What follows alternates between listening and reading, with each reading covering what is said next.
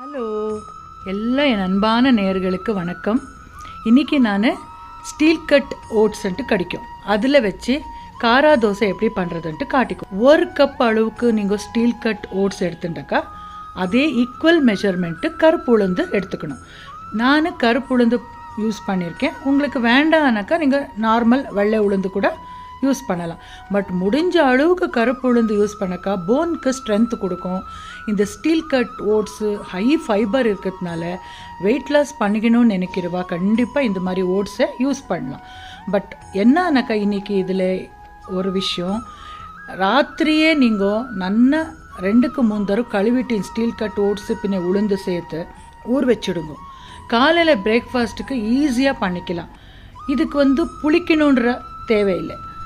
பாருங்க, ராத்திரி ஊற வச்சுருந்தேன் இல்லையா, காலையில் நான் பிரேக்ஃபாஸ்ட்டுக்கு மிக்ஸி ஜாரில் போட்டு நைஸாக தோசை பேட்டரை அரைச்சின்னு மிக்ஸி ஜார் சின்னதாக இருக்கிறதுனால நான் 2 பேட்சில் அரைச்சிக்கிறேன். முதல்ல அப்படியே அரைச்சி வைக்கிறேன் ஒரு பாத்திரத்தில். இன்னொரு பேட்சில் அரைக்கிறதுக்கு முன்னே ஃப்ரெஷ்ஷாக இருக்கிற கொத்தமல்லி தழை, காரத்துக்கு ஒரு 5-6 பச்சை மிளகா, ஒரே ஒரு வெங்காயத்தை பொடியை நறுக்கி சேர்த்துருக்கேன். இந்த வெங்காயம் சேர்க்கறதுனால ரொம்ப டேஸ்ட் வரும். அப்புறமா ஒரு துண்டு இஞ்சி சேர்த்துட்டு தேவைப்படுற தண்ணி ஊற்றிட்டு நைஸாக அரைக்கணும். சீக்கிரமாக அரைப்பட்டுடும். ஏன்னா ராத்திரியெல்லாம் ஊறி இருக்கிறதுனால உங்களுக்கு ஒன்றும் ப்ராப்ளம் ஆகிறதில்ல, நல்லா அரைப்படும். இப்போது முதல் பேட்ச் அரைச்சி போட்டிருந்தேன் இல்லையா, அது கூடவே இத்தையும் சேர்த்துட்டு தேவைக்கு உப்பு சேர்த்துட்டு நல்லா ஒரு ரவுண்ட் மிக்ஸ் பண்ணுங்க. 1/2 டீஸ்பூன் அளவுக்கு பெருங்காயத்தூள், ஒரு 1/2 டீஸ்பூன் ஜீரகம் எல்லாம் சேர்த்துட்டு மிக்ஸ் பண்ணிட்டுருக்கேன். பெருங்காயம் சீரகம் எல்லாம் டைஜஷனுக்கு ரொம்ப நல்லது. முடிஞ்ச அளவுக்கு எல்லாம் ஹெல்த்தியாக சேர்த்துட்டு சாப்பிட்டா நல்லது.